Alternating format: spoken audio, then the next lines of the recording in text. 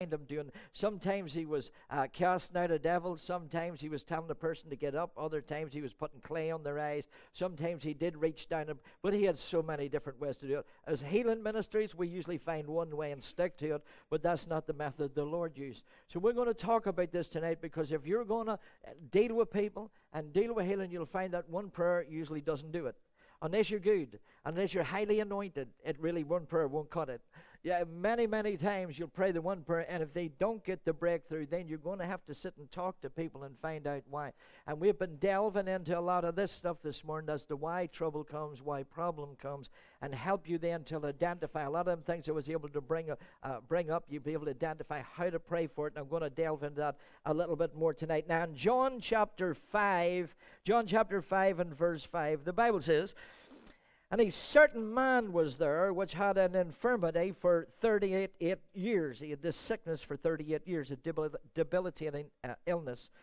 "And when Jesus saw him lie there, and knew that he had now been there a long time in that way, he said unto him, Will you be made whole?" It's an interesting statement, which we don't have time to go into right now, but he didn't say, "Do you want healed?" He said, "Will you be made whole?" Maybe we'll delve into that in another one of these teachings. "And the impotent man said unto him, Sir, but I have no man when the water is troubled to put me into the pool. But while I am coming, another one steps down before me. And Jesus said unto him," wait a minute, "Rise, take up your bed, and walk. And immediately the man was made whole.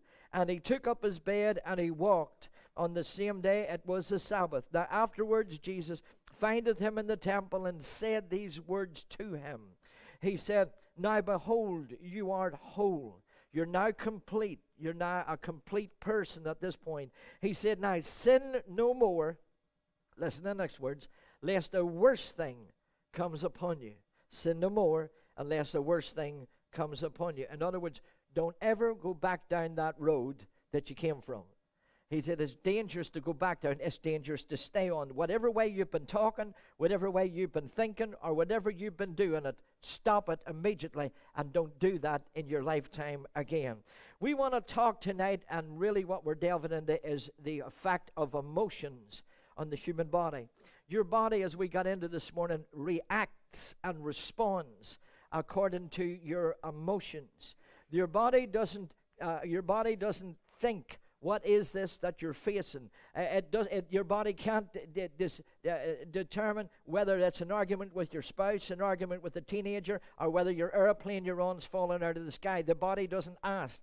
It simply goes by the emotions. And if the emotion gets fearful, the body automatically reacts to fear, not to the reason why, but to that emotion called fear. The minute that fear hits, or anxiety, or worry, or rage, whatever. There's 5 of them that really causes death in the body, and opens the door to diseases. The minute you release one of these emotions, and people do it all the time without thinking, but the minute you release one of these emotions, your body instantly reacts. It doesn't react to the situation; it's simply reacting to the emotion. So as I say, it doesn't ask, your body doesn't ask, now, are we having a car accident here? Or is this just an argument? Or is a dog trying to bite you? It doesn't. It just assumes there's something wrong, so it releases chemicals. Those chemicals, when released, have nowhere to go. So many of them, the more prolonged you're under the stress or whatever, under the fear, then those chemicals that's set to help you and to help you for a moment begins to work against you. That's what we're going to talk about tonight. Now, I wish somebody had explained this to me many years ago. And so when I learned this and started to study it, Laura and I'm preaching stuff tonight that Laura and I have learned over a decade of healing ministries, of seeing miracles, signs, and wonders. I'm telling you now, from the experience we've seen, from medical science point of view, and from other people we have talked to, the things we're coming up with. I wish somebody had explained it, because I wouldn't have ranted off. I wouldn't have got angry. I do everything now within my power. Sometimes people say to me, do you never get angry? Do you never get upset? I do what I can not to, because I know when I get upset, go off on a tantrum, shout and squeal, I understand it's an emotion, and my body's not asking me, why are you emotional? My body responds to it in a second and releases chemicals that I don't need running around on the inside of me. Are you with me? I've explained all that this morning. Don't have time to go into it now. But like a pregnant woman who takes drugs, for instance, it damages the child on the inside. For the passive smoker, the people that smokes and we draw it into our lungs, it damages us. And so too, just as deadly is the emotions that you and I release against ourselves. We're in self-destruct mode when we begin to do it. Not only is it harming us, but it's harming those that's attached to us. Even if you're a mother, it's attached to the unborn child. It's doing some severe damage. Now, I'm going to take a set of them here, and I'm going to bring up a lot of the sicknesses that goes along with it just to help you.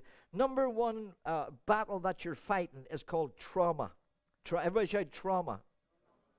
When things happen, the emotion of fear, anxiety, we just wrap it up into one word called trauma.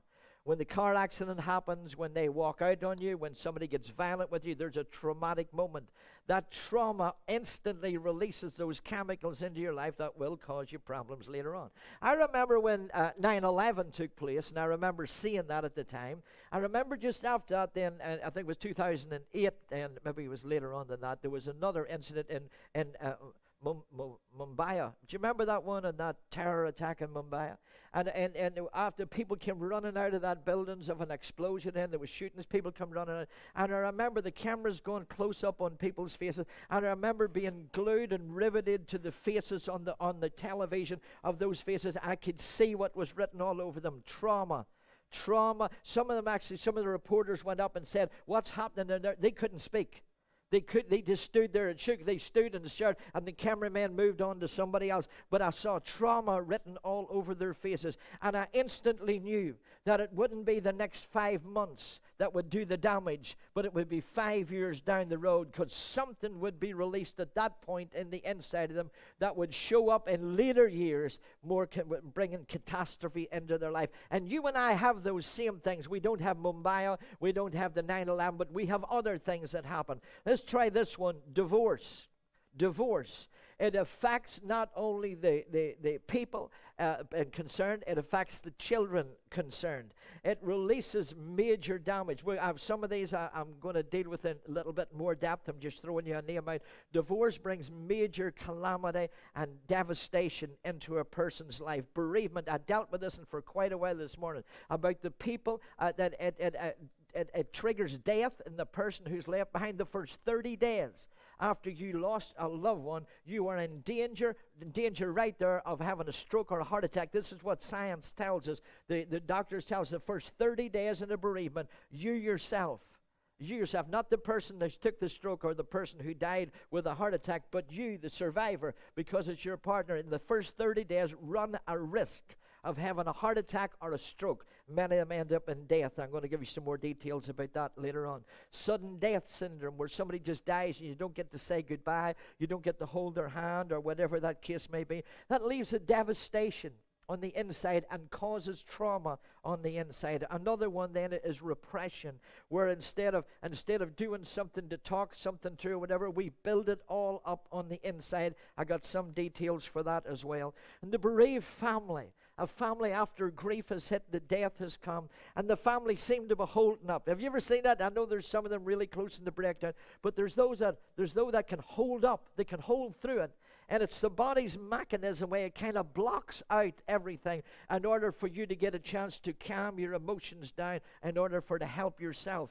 But it's the ones sometimes who don't allow then the healing to take place that goes into reverse in your life, and several months, even several years down the road, you end up with serious trouble. Put those headlines down if you're writing them. When a child is not allowed to show emotions, now, I don't think it's in this generation, but in the previous generation, a lot of children, they were seen and not heard. It's not like that nowadays, I understand that. But in our generation, the one before it, children were seen and not heard. They were under such severe restrictions that they weren't allowed to opinionate, they weren't allowed to say anything. There was, and there is a reaction that is instilled inside a person to this day. Even though they're 90 now, they still have the problems stem from back there, like perfectionism. Most of the ones with perfectionism, they become control freaks, simply because in their days it was the opposite. Their emotions were controlled. Self-doubts and self-abatement. very low self-esteem in the person. You'll find if you're dealing with a person with low self-esteem, has come from a family where they were not allowed to say anything, they were not allowed an opinion. Many of them become introvert, many of them become shy in their later days. Most of them cannot make decisions for themselves because in an early stage they were never allowed to make them. Somebody made them for them. And now as they're older, they can't make decisions for themselves. They always become very critical of those who's arising, those that's doing it. And above all, they run around with envy running through them. They're envious of everybody else who's making it to the top. They're serious for a person who has to live in that body with all them emotions. They become emotional wrecks. They become fearful. They end up with nervous disorders. They end up with ME. They end up with all types of problems because of all that took place down there. Another one, of course, is abortion. People think you just get an abort because we don't need the baby anymore, but people do not understand the trauma that goes with it on the woman who received that abortion. And even if they decided to abort and didn't, but was very close on it, and if they ever tell the child receiving the notice that it should have been aborted, it causes devastation on the inside of it. Lauren has had to deal with people under these circumstances for years. There is what then we call, or people we call, unwanted pregnancy, where they find out, their poor lady finds out she's pregnant, it doesn't suit, it's a bad time in their life for whatever the reason, and they have unwanted pregnancies. That unwanted pregnancy causes trouble not only for the lady, because her emotions will run high and it triggers things going off inside her, but it also causes them in the baby. Running alongside that, I'm going to deal with some of these a little bit in detail in just a minute. But some of these sides, now these are bad boys now. Okay, listen to me. One of them is cot death. Cot death is an awful thing. Stillborn. Premature births, long, hard labors, or premature death of an unborn. Now, let me tell you something. That affects a woman. It'll affect the whole family, but it will affect that mother to the degree that you could not even measure. And it is stated and believed, and we have dealt with this over the years, that if she's still grieving, if she's still in grief, when the next child is born, you understand the situation now? This child's stillborn, a premature, long, hard baby, and now the next child that comes along, the next child will be affected because of all the trauma the mother went through. The next one to be born picks up all the trouble. It usually comes out very simply as asthma, chest problems, and allergies. And even though they're 100 years old, they'll still have asthma, chest problems, and allergies because it stemmed from back there. So if you want to get a person free from their chest problems, from their allergies, you've got to know what you're dealing with. It was something trauma that took place while they were still in the womb. The mother and the baby union down there is so strong, it's so intense that the baby can actually sense and feel the trauma of the mother. A child can feel abandoned because the mother says, what do we want this for? What am I doing with this? And just talking like that, the baby senses it, the baby knows it, and when that child's born, it'll be born with reflux problems, it won't feed properly, and it will be what we would be calling a puny child. You know what a puny child is? It's just a weak child. It doesn't have much strength about it, doesn't feed too well, simply because it feels unwanted before it ever got there. It feels abandoned. It'll feel abandoned if there's trauma during the pregnancy. It'll feel abandoned if there's trauma in the delivery. And it'll feel trauma. That child will feel trauma if there's a major upset in the mother's life during the pregnancy. Now you think, well, that doesn't really matter. Oh, it does, because that child's not always a child that gets to 16 or 18 and they'll stand in our prayer line. And we have to deal with them. And we counsel them. And you'll find out they got more troubles than most people. They feel abandoned. They feel rejected. They feel let down. They can't just have fun like you feel because they feel inferior to everybody else. And it kicked off from the womb. As a study, and this is, I don't know who did this study, but this is a horrendous one. But in Russia, I might have known. Anyway, they separated 20 babies from their mothers at birth. 20, and they separated from them, and they put no human contact. I told you a story about a lady that happened this morning with no human contact for 13 weeks. Ended up a mess, absolute mess in later years. But they did this as a scientific experiment. They separated 20 children from their mother. No human contact, especially just feeding them, chewed feeding them, bottle feeding them. You know what the result was? All the children died. And they put it down in their reports that the children died from lack of love. A child must feel loved. So look at somebody say, I've got to feel loved too. I've got to feel loved too. That's right. People need loved. People need hugged. People need a little cuddle every now and then. They need their hand held. They need a pat on the shoulder. We're made. God is love, and we're His children. We need to sense that and feel that. But they said all them children died because there was no hugs, there was no touches. And you can have a child nowadays in the 21st century who mom and dad doesn't have time. They're never nursed. They're never bounced on a knee. They're never talked nicely till they're called wee monkeys or wee whatever. And they're just like an ornament on the side of the road. And let me tell you something. They've got to feel love. They need to feel secure. A child needs to feel secure in his life. If it doesn't, it opens it up immediately to bronchial problems, chest problems, wheezing, the asthma. The doctors will tell you if a child has asthma when it's from its born to 7, it'll grow out of it. But after it's 7, if it starts after 7, then you've no chance of getting rid of it. You'll find it starts after it's 7 because of the trauma that took place earlier. And it'll have a problem with its digestive systems, and it will have allergies. So if you're going to pray with babies, you need to know them things. You need to know what to break off the life. You need to know how to cancel the assignment of the enemy. Trauma. Everybody shout trauma.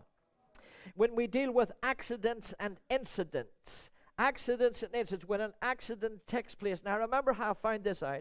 I remember dealing with all this other stuff and began to think about it and analyze it. And there was a certain couple in the church that I pastored in them days, and they had a serious incident. It was a massive car wreck in their life, a car accident. And I remember thinking to myself, count 6 weeks beyond this on my diary and put their name down and have a look to see the results. 6 weeks.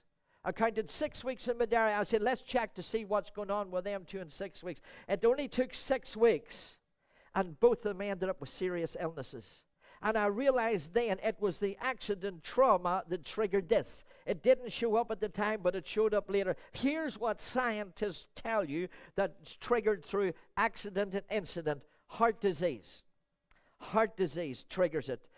Chronic respiratory diseases, again, asthmas. It breaks down your immune system, and you need your immune system to stay alive. It breaks down your immune system. It kicks in nervous disorders, mental problems. It introduces nightmares and flashbacks. And so Laura and I, over the years, have had to deal with people who's been through the trauma of that. And now we don't wait for the 6 weeks or 6 months or 6 years. If we know them, and if somebody gets a phone call and say, we've just had a car accident, immediately we'll break the trauma off them, that it has no more effect in their life. Because in the moment of trauma, they're in the heat of the moment, we are inclined to release emotions. It is these emotions that's bringing the self-destruction upon us. The worst emotion you can come out with is simply called rage. Rage. We were in a house the other day. We were praying for somebody who was having a manifestation of evil. They brought us around because they had a pain in the back. This was not in this country. But we brought us back. They said they had a pain in the back and the pain in the neck. And we got there. And the guy had 2 Doberman pinchers who was in a cage in the house. And the Doberman pincher just sat there looking at his paws, looking at me, until Laura started to pray. And when she started to pray, you know when Laura prays real quiet? Laura started to pray, and all I could hear was... And the whole time she prayed, this dog just looked at me. And it growled, and it growled. It was serious. He had stuff. He could see things moving across his house. Saw shadows. Oh, I needn't get into all that stuff. But rage, everybody shout rage. Rage, blinding rage, severe anger, and all that type of stuff. It's linked right with unforgiveness and bitterness. And these 4 things will cause you major problems. Rage is the worst one of them. You know the one where you beat the steering wheel, you got teeth marks in the steering wheel, you're shouting at the car in front of you and you don't even know who it is. Well, for goodness sake, get out of the road. Hello. Oh, I've been in cars with people at times, and I thought if I could get out of this car, this would be something else. But anyway, rage and anger shouldn't be in believers, but if you're into it, you got problems. Unforgiveness is a major no-no for us. Jesus spoke over and over again and says, let it go. Everybody shout, let it go. Look at somebody, say, get over it. Absolutely. Because if you don't, it really major, big time opens the door. When you go over to the book of James, it talks about, and the book of Hebrews, it talks about a root of bitterness. And if you let unforgiveness run rampant, in the heat of the moment you do it, when he said, she said, we said, somebody did something or whatever, and in the emotion you turn around and say, I hate you. Rage. Emotion comes behind it. Something opens, something drops in on the inside, and a root of bitterness begins to happen. You can't get over that. You can't sleep at night. They don't even know you exist anymore. They forgot that they said it. They forgot. But when you see them walking down the street, your blood boils again. So, bitterness, rage, anger, unforgiveness, and bitterness. Now, I mentioned this before, and I found out the details. I went back to look it up for you. But I told you that over the years, Laura and I has dealt with a lot of people with cancer. Now, let me give you the female sector to breast cancer. And it's down to this, that you could tell that left breast cancer or right breast cancer, where their problems stem from. Always the same. Checked out. Listen to this one. If the lady had left on her left breast, she had the lump, cancer on the left breast, it was always got to do with unresolved issues with her blood relatives. Like she had issues with her mother, issues with her granny, issues with her auntie, issues with her sister or brother. Anything to do with blood related. It popped up and showed up and eventually turned up as cancer on the left breast. If the cancer came out on the right breast, was always the same, always the same. It was got to do with unresolved, or no, you haven't given forgiveness until the non-blood relative. That means it's your mother-in-law. Everybody shout your mother-in-law. Or your father-in-law, or your sister-in-law, your in-laws. In-laws. So we got to be careful who you marry, because you've got in-laws. And they can affect you. And so I'll tell you again, left breast. Now, when we find this stuff out, Laura and I have been doing this for years. We found it out, and I saw this, and I said, I'm going to check this out. And within several days, we were in the city hospital dealing with two people, two women, both had breast cancer.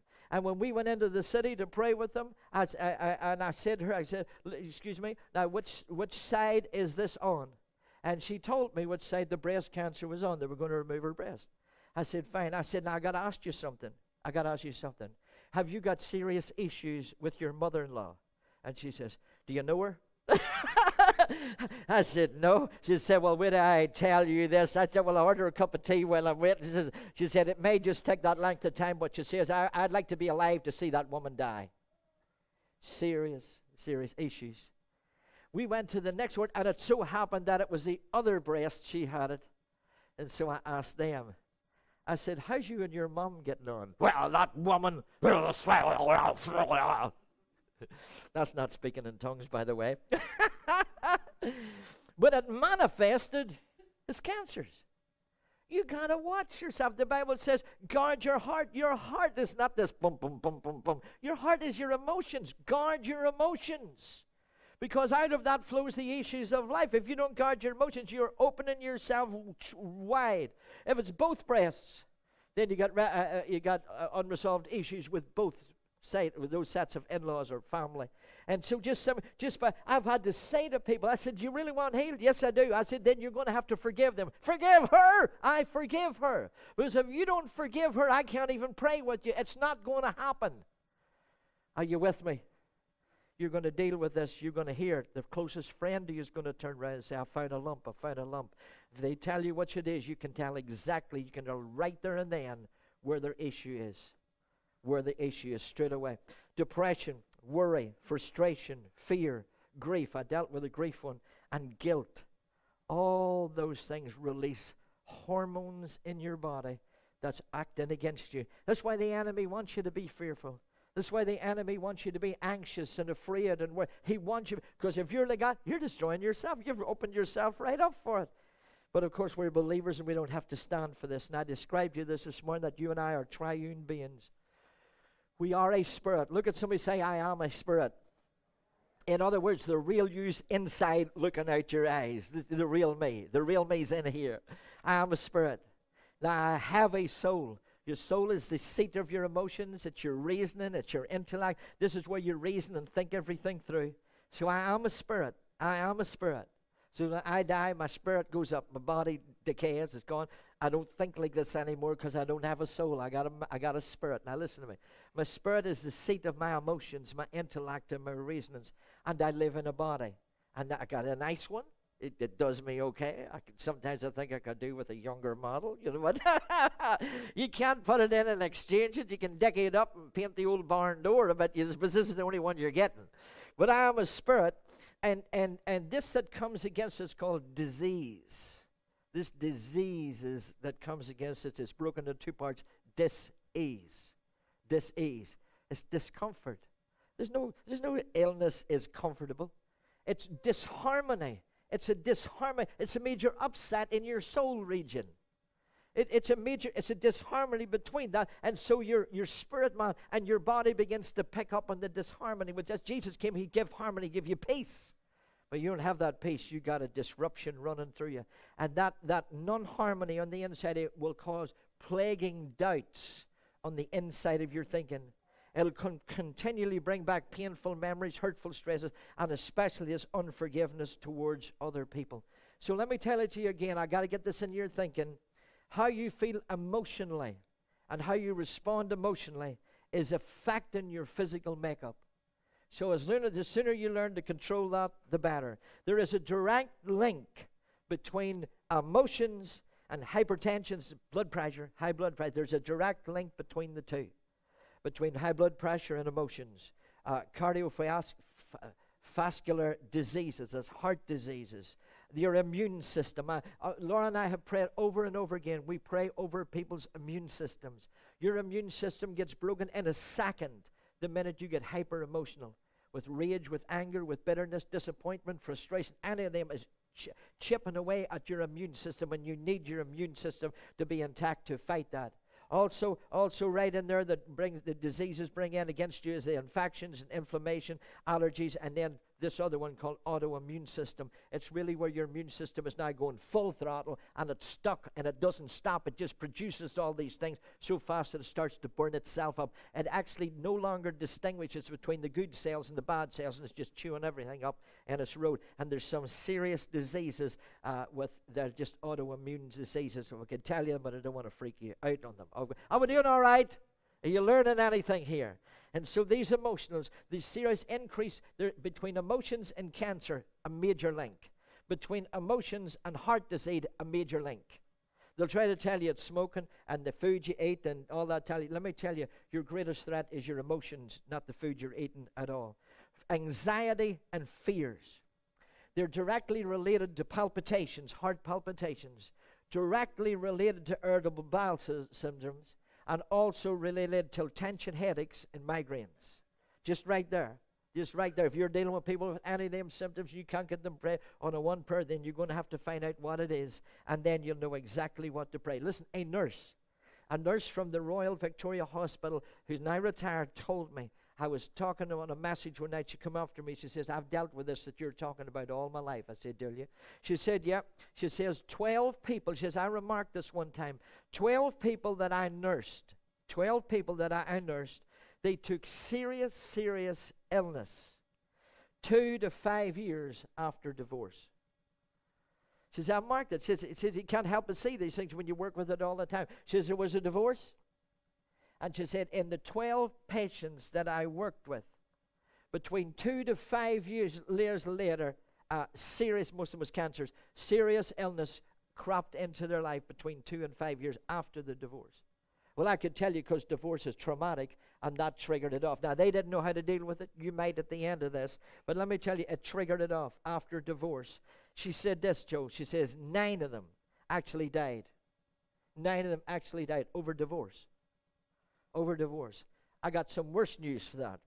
Divorce, bankruptcy, and the death of a child all rank the same when it comes to this emotional thing that strikes hard at people. It hits right for heart disease. Is it any wonder the enemy brings in bankruptcy? Is it any wonder the enemy wants death and disease? Because he knows he's killing you through it. So divorce, and it's more prominent now than ever, even in the house of God. And the enemy's setting us up. divorce, bankruptcy, and the death of a child all carry the same weight in the spirit realm, and they will result in heart attacks, recurrence of cancer. So in other words, if you got over the cancer and you're looking at divorce, what is it? Divorce, bankruptcy, or death of a child in your family, this has the ability now to re-trigger it when you've got over it. It'll also trigger off the autoimmune system effect, which puts your immune system into hyperdrive, and then your body starts to come against itself. It brings with it serious crippling diseases and debilitating diseases. Just don't know any of those three. Fear triggers. Now listen to this. Fear, I know this is a lot of information, so if you can't grab it in here, get the CD. Fear triggers. Listen to this one. 1,400 known physical and chemical stress reactions. Just fear. The dog dies you. Are you going to pray for somebody and they have pit bull terriers going, and the man's there telling you about these things that's walking across the room at night and all the rest of it. Fear, just the emotion of fear, releases 1,400 known physical and chemical stress reaction releases within your body. It does this. 30 different hormones. 30 different hormones are released the moment you feel fear. Wow! I'm gonna do everything in my life not to be afraid. It releases 30 hormones. Now you got to understand, hormones are a good thing. Hormones are a good thing. They're there to balance your body out, and they're set in your body in a balanced way. Your body knows how to release them at certain times, slow releases. When you get the happy pill that gets you going and gets you loud. It's hormones. All it is a hormone release that gets you happy again. Well, too much or too little has an adverse effect. Your body knows how to level it out until fear hits. And then it can no longer reason it, and it starts to release hormones into your body that you don't need, and it has harmful effects. It boosts your heart rate automatically. It causes bowel stuff. It brings colon cancers, brings Crohn's disease, all this type of stuff. Just, can you imagine all this stuff going on in your life because of emotions? Jobs like people in ER, the emergency action paramedics, first on the scene arrival. They deal with this. They deal with trauma. Every day they go to work. And even people in the military and wars and stuff, they live on the line of trauma. In short bursts, it's okay. Your body can handle it. But it's the long-term effect of trauma that brings destruction. They have in the military a term called post-traumatic stress disorder. Have you ever heard of that? We have had to deal with that recently with two different people who had that. Can't have normal life now. They get flashbacks because they've been in war. And two of them now has terrible trouble. You've got to know how to deal with stuff. You've got to know what's reacting. It's a hormonal problem. Fatigue, we call it burnout. It carries exactly the same symptoms as ME. It carries the same symptoms as exhaustion, or we usually call it just body or nerves. All them just one terminology, and it comes through one thing. There's too much hormones released in the body. So you want to get somebody healed from that, start talking to their hormones, call for a hormone balance back in their life. You'll see results almost immediately. See, the body, I tell you, the body doesn't ask, what's the problem here, Mr. Brain? What are you seeing through your eyes? What's the problem here? Will it release a wee bit or a wee bit? No, it goes by the emotion you've released. Could be releasing hormones through you, and then you don't know how to deal with it or what. Teachers. Now we got teachers in the building, but the teachers, it's a stressful job. They don't realize it when they sign up. It looks like it's good, and you get nice holidays, so you get in there for a while, and then you find out it's very, very stressful. You find out you're living on your nerves. You find out you're living on the edge, and you come home from 9 to 3, 9 to half 3, 9 to 4. You come home and you're exhausted. You come think, why am I exhausted? I was sitting down during the job where we had fun out today and the PE and all the rest. You can't understand, but why am I exhausted? It's because of the stress level that you're working under. And the stress level, then your body is reacting and producing hormones and producing adrenaline to help you cope. But the more you're in it, your body can't cope now with the hormones, and it has an adverse effect. Long-term stress always has the same adverse. It's pumping more hormones than you need. Are you handling this? You do a little bit? Okay, I don't want to give you too much because it'll only jam your brain up, but Lauren has dealt with this for years. Unresolved issues between man and woman. It causes fights and riots. Man, if you're living under it where you're arguing all the time, fighting all the time, you got major problems. You don't even know it. You're doing your best to keep peace, but you're living under a stressful situation, and your body's not asking you. It thinks you're having an accident every day of the week. It's releasing stuff on the inside of you that's now working against you. Working for a hard boss. Working for a hard boss releases the same thing. Working alongside nasty colleagues does exactly the same thing. Being in abusive situations does the same thing. Huge amounts of hormones is released under your body that's now damaging you and working against you. I told you this morning there's 3 different stages that you know your body's beginning to complain. Stage 1 was real simple. You got the rundown. There's the running nose. You start to chew on the settler's thumbs a little bit because you start to get the ulcers. That's just stage 1. Your body's telling you someone's out of line here. Something's out of sync real quick. Stage 2's a little bit more different. Stage 2, you start to get recurring illnesses, like tonsillitis over again, recurring illnesses. You know you're not at stage 1 anymore. You're not at stage 2 because you're in recurring illnesses. And at this stage, the real bad stuff's beginning to show. If you don't get it dealt, you don't know how to deal with it at this stage, it will move to number 3. And stage 3 is very simple. It's called surgery, where something has to be cut out in order the damage to stop, or even death itself. So what I'm telling you is a healing ministry stuff. I'm hoping you're receiving stuff, but you got to know this. And so the first signs that something's wrong inside you is ulcers. And you know you got an ulcer because you can't eat the onions the way you used to. The Indian food hurts you now. The acid effect gets, you know what I'm saying? Headaches more than that. Anybody can have a headache. Sometimes if there's thunder in there, I'd get a headache. But that's about all. Once a year type of thing. Headaches. Over again and over again. Headaches. Your body's screaming at you. Something wrong. Exhaustion. Shouldn't be. You lie in bed all day and you still get up exhausted. These are signs your body's telling you something's out of sync here. Anxieties. Waking up feeling anxious and you haven't even went to work yet. Fearful. Stressed. Irritated. Look at somebody say, I'm not irritated. Okay. Infections. You keep getting infections. Rashes. Keep coming out in rashes. Blood sugar starting to go sky high, even to the fact where you're number 2 diabetes. Clotting, blood clotting. Now you're having to take aspirin every day just to keep your blood thin. Thyroid gland problems. Now you're putting on a little bit of weight and can't understand why, but it's a thyroid gland problem. High cholesterol. Your cholesterol's starting to go up now, and the doctors tell you there's really no reason because you don't eat ice cream like everybody else. You haven't had a lollipop in 14 years. And you don't eat sweets, but your cholesterol's creeping up because there's a hormonal release on the inside of you. And above all, it's the weight gain starts to come on round the middle. I could take my coat off and show you a full demonstration of that. But the weight gain starts to go on around the middle. It doesn't go on your face and your arms is as thin as they used to be and your legs are like stick. But you got this right the belly because all the sugar's building up in there, and it comes because of the stresses that you're going through and your body is responding to them. The worst symptom starts to come after that, whether retention of salt, the depletion of calcium, your bones become brittle. Sometimes your bone density begins to lessen. Osteoporosis begins to show up. Skin problems come. Premature aging. Look at somebody say, drink the oil of Ulay. Premature aging. Loss of memory. Ha! Ha! Loss of memory. Not me. Look at somebody say, I can remember who I am, all right. It's just I can't remember where I put my glasses. I'm either looking through them or they're up here. I say, where's my glasses? Where is my glasses? The worst thing is when you're on the mobile phone and you stop and say, wait a minute, where is my phone? Where is my phone? Promise. Listen to this. And hair loss. And hair loss. You wouldn't think all them things is going through, but they are.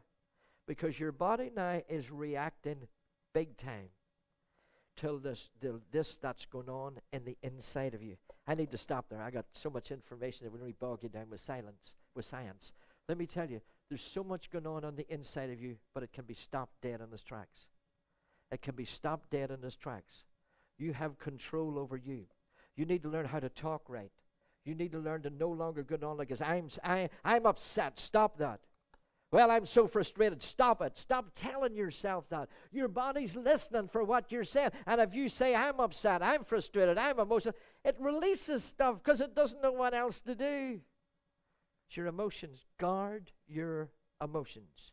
This meeting is set up to fix the damage that's already been done. This meeting is set up to instruct you. Because when you get to pray with people, you pray simple prayer and they phone you back 3 days later, I'm no better. You might have to turn around and say, well, I'll come round, can I come talk to you? And after a 5-minute conversation, you suddenly find out they've just come through a death scenario. Or 3 minutes down there, you find out that a car accident, that's when it started. Something's triggered. Something's triggered. And it's at that moment, you can always pin it back to that. But when you pin it back to that point, you'll know exactly how to deal with it. Diseases are released through the emotions, the emotional outbursts that we have in our life. If you're going through a traumatic situation, a stressful situation, don't let your body know you're going through it. Just simply don't tell yourself. There's many times I've been in a situation, asked to do something, and you get really nervous. I learned over the years, don't tell yourself you're nervous. Because the minute you turn around and tell yourself, I'm afraid, I'm nervous, your body reacts. Don't tell your body how to react. Just tell it, we're doing all right. Look at somebody say, I'm doing all right.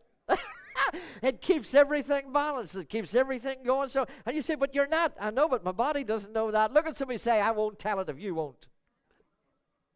Don't tell it. This is why you need to get a hold of the Scriptures. Tell it the Scriptures. Tell it by the stripes of Jesus Christ. I'm healed. I'm healed. Now your body will begin to react to the health. We'll begin to struggle to feel better. Feel better a little bit here. Feel better a little. I can really do without that medication. Your body then puts up the resources to help you get through that. But if all you're telling it all day is, I'm worse, I got a blinding headache. Oh, here's another. Oh, I'll probably end up with a headache. All you're doing is setting yourself up. You need to stop that. The problem is because of all the stuff we've said and the stuff we've gone through, we've got death running through the inside of us. We're carrying like and at any moment it could be triggered. Well, I'm not about to go home before my time. Look at somebody say, there am I. I refuse to go down under. It doesn't matter to me about all them other things. I know they tell you bankruptcy and all that type of. I understand what they're saying. And statistics, that's what they tell you, statistics. But if I know that, I can combat that. I can combat. There's some things you can't help in life. If somebody dies on you, you can't help it. But you can help how you respond to it. The Spirit of God's there to help you through your grief, to help you through the hours. And even if the person walks out on you and your heart's ripped in a million pieces, you got to hang on to God because the enemy's trying to kill you in the midst of it, and it was their fault. So you got to guard your emotions with everything inside you, and you'll come through this. Look at somebody say, I'm coming through this. Absolutely. You're coming through this. Get your faith level up. Believe in the Lord. Believe that He hears you and He answers your prayers. I got all types of stories that I've heard, and I'm going to keep them for another time, of people going through crisis and were beaten when they were young. And like that one this morning where the man was locked underneath the stairs all his young days and then ended up a total wreck in his later years. Stuff like that will destroy you if you let it. If you let it.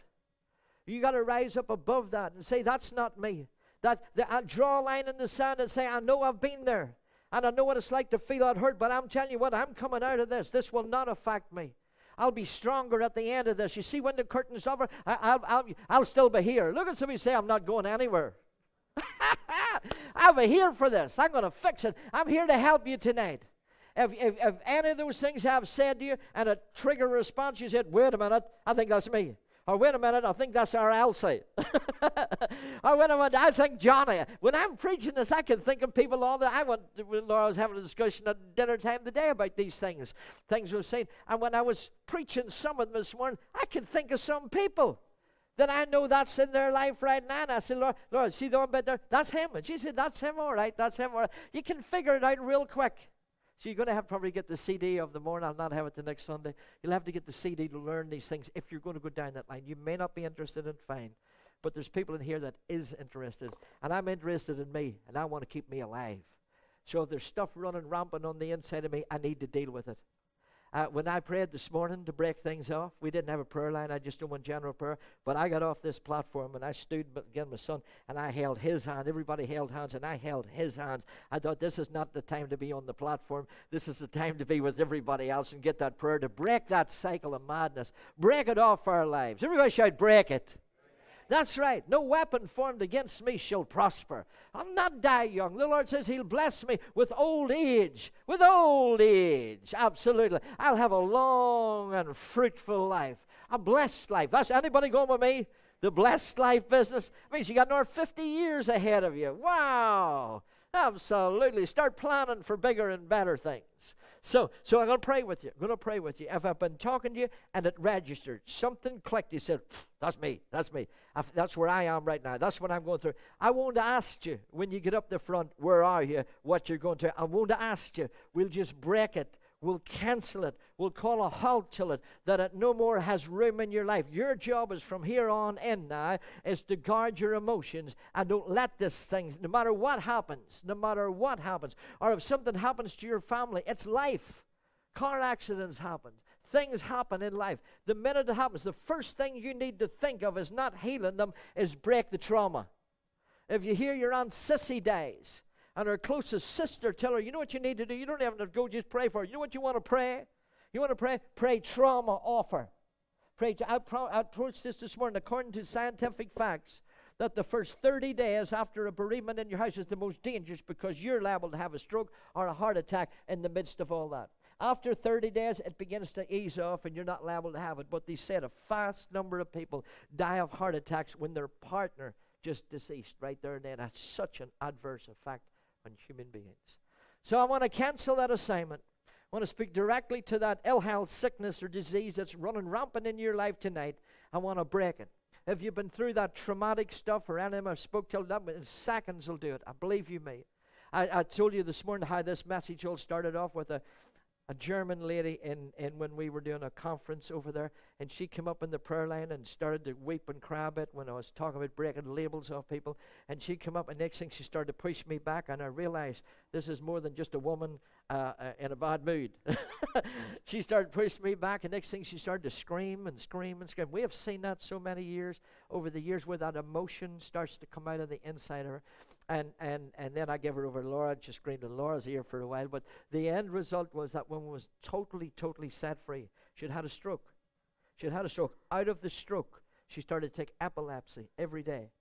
She couldn't go into lights like this. She couldn't get into sunshine or bright lights, or she'd have an epileptic fit on the spot. She couldn't have loud noise. When the band would begin to play, she'd just have a fit on the floor. Can't do it. So it really limited her life. But she got set free in a meeting, just one meeting. She got set free in an instant. She has not had another epileptic fit since. She can stand out in the sunshine of Forteventura. Thereafter, that night after, she walks straight out in the sunshine and she says, look at me, I'm still standing on my feet. I've not had a fit. And she got healed instantly because of that moment of deliverance. You don't have to scream. I'm pleased if you're going to do it. Let me know so I can switch my hearing aid off. We're interested in not in the manifestations or how you react, but we're interested in getting that broken off your life. Maybe you've come through the trials and tribulations of all this and it's affecting you. This is the night to get it broke off. Are you ready? Spirit of the living God, we can only share the things we know. We can share the experiences and the statistics that we've heard. Some of it might went in one ear and out the other with people, but all I know is we know where we're sitting. We know what we're dealing with. We know the stomach aches. We know the bowel problems. We know the headaches. We know it. But now we're here in the cause, but there is a remedy. It's the blood of the Lord Jesus Christ, that by his stripes we are healed. That this that's working against us will stop this night. We'll come to an abrupt halt. Now the enemy will try again with something else, but that's already working will come to an abrupt halt in our lives. And disease will stop and start to go backwards. We're going to believe it right now. That we don't even have to know what it was or how it is. If it's something they need to repent of, it's up to them. But Holy Spirit, we're looking to you right now. Let this moment be set apart in the annals of heaven, that's written down as a night when somebody, somewhere, or a multitude of people were set free in a moment, in a second of time. We believe it now. We believe it now in Jesus' name. Have I been talking directly to you? Step up the front right now. Just step up right now. Let me lay hands on you real quick, and then we can